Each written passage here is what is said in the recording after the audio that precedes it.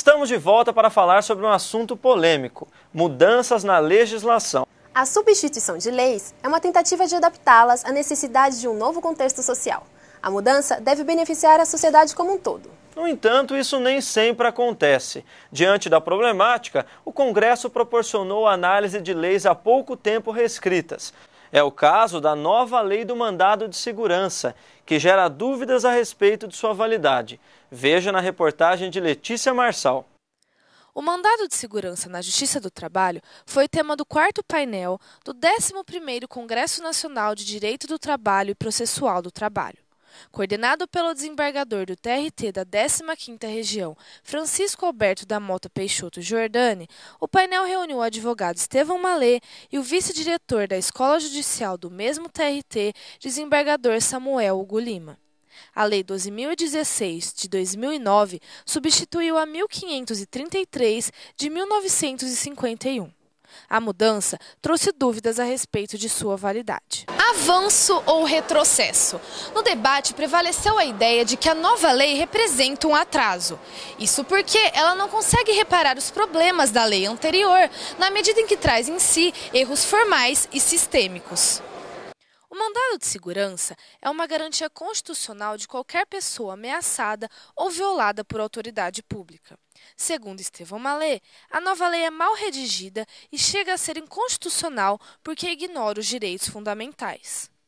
Mas eu estou convencido de que a lei foi editada para permitir a violação de direitos fundamentais pela autoridade pública com chance de não acolhimento do mandado de segurança. Ou seja, no fundo, para permitir que a autoridade pública viole direito líquido e certo dos particulares sem que possa ser incomodada pela impetração do mandado de segurança.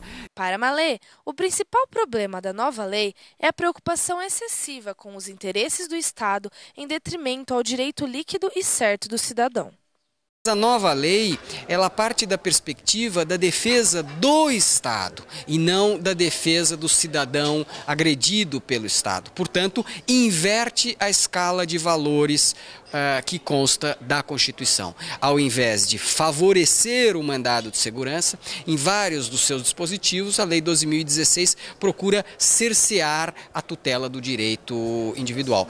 O vice-diretor da Escola Judicial, desembargador Samuel Hugo Lima, diz que há mecanismos para amenizar o problema que a lei traz. Basta interpretar a lei do mandado de segurança não à luz de quem que está coagindo, e sim, como é um direito fundamental previsto na Constituição, como um direito previsto ao cidadão. Empresas que passam por dificuldade financeira. Uma nova interpretação sobre o tema deu origem à Lei de Recuperação e Falência. Saiba em quais pontos a lei peca a seguir. Os efeitos da recuperação judicial e da falência no processo do trabalho foi o tema do 2º painel do 11º Congresso Nacional de Direito do Trabalho e Processual do Trabalho. O painel, coordenado pelo ministro do Tribunal Superior do Trabalho, Pedro Paulo Manus, teve como palestrante o juiz e professor da Universidade de São Paulo, Guilherme Feliciano, e o juiz do trabalho do TRT da 4ª Região, Marcelo Papaléu. A Lei Ordinária 11.101, de 2005, substitui o Decreto-Lei 7661, de 1945. Essa nova interpretação de empresas que estão em dificuldade financeira, tanto na modalidade de recuperação judicial como falência.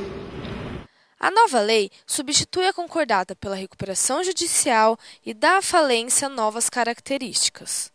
A mudança visa possibilitar a recuperação da empresa com o objetivo de preservar a atividade econômica. É uma tentativa de beneficiar a sociedade à medida que mantém os postos de trabalho e torna possível a execução dos créditos devidos. A nova lei, que visa um bem social, revela uma contradição. O privilégio assegurado aos trabalhadores é apenas aparente, já que a lei limita os créditos trabalhistas a 150 salários mínimos. Antes, os créditos trabalhistas não eram limitados. O limite era a própria capacidade da massa objetiva. Esse foi um dos pontos criticados no painel. Em algumas situações muito claras na lei, o crédito trabalhista fica desguarnecido em relação a instituições de crédito e em relação, por exemplo, a servidores com garantia real. Daqui a pouco vamos ver isso com mais vagar, coisa que não havia antes.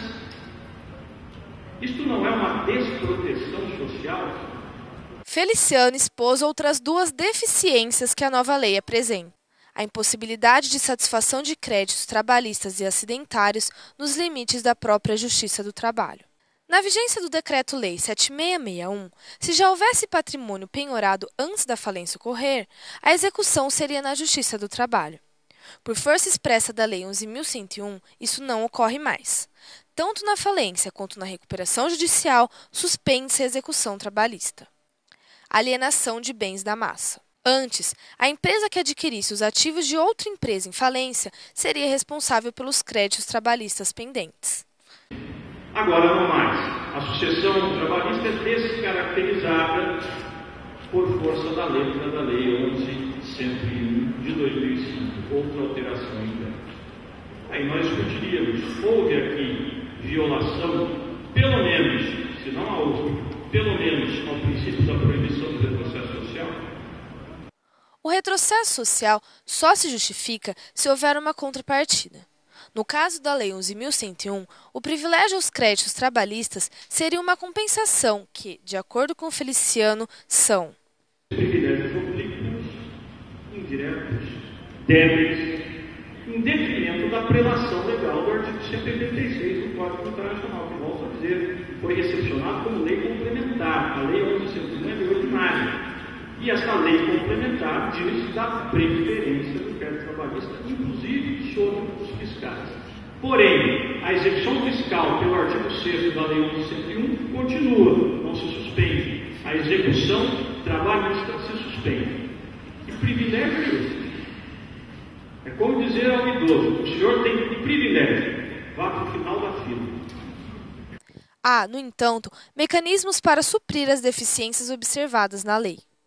A primeira solução seria uma leitura constitucional da lei. Aqueles preceitos que prejudicam o privilégio do crédito trabalhista, quando não poderiam fazê-lo na perspectiva constitucional, deveriam ser considerados de eficácia contida, de eficácia afastada no caso concreto. O juiz está sujeito à decisão na ação direta de inconstitucionalidade, vincula, mas o jurista pode fazer a crítica científica. E naquilo em que o aresto do STF não se posicionou, cabe ao juiz do trabalho dar a esta lei uma maior humanidade, trazendo a ela conceitos e princípios como valor social do trabalho, dignidade da pessoa humana e outros de mesma cepa. Quem acha que meio ambiente se limita à fauna e flora está enganado. O Congresso mostrou que o termo pode ser aplicado em vários campos, inclusive no trabalho e na saúde do empregado. O sexto e último painel do 11º Congresso Nacional de Direito do Trabalho e Processual do Trabalho tratou do tema meio ambiente. Como o primeiro livre docente de Direito Ambiental do Brasil, Celso Antônio Pacheco Fiorilo ampliou a discussão para além da fauna e flora, principalmente no que se refere ao lado legal e jurídico das relações trabalhistas e saúde do empregado. É óbvio que quando a Constituição fala uma vida digna, o que ela diz? Uma vida digna preenchida, no mínimo, o conteúdo do artigo 6º da Constituição Federal. Não adianta falar de dignidade para alguém que não tem saúde.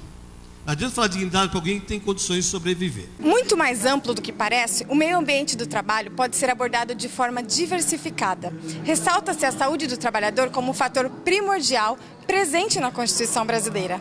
A ausência dessa preocupação gera problemas econômicos e sociais que refletem diretamente na saúde do trabalhador. O ponto central do discurso do Dr. Fiorilo é a saúde, garantida pelo artigo 6º da Constituição Federal. O artigo também determina os direitos fundamentais para a existência digna de cada cidadão. Em matéria ambiental, quem usa da saúde visando lucro tem deveres. E aqui dizendo aos senhoras e senhores, quer usar o nome empregador, empresário, empreendedor, o que quiser.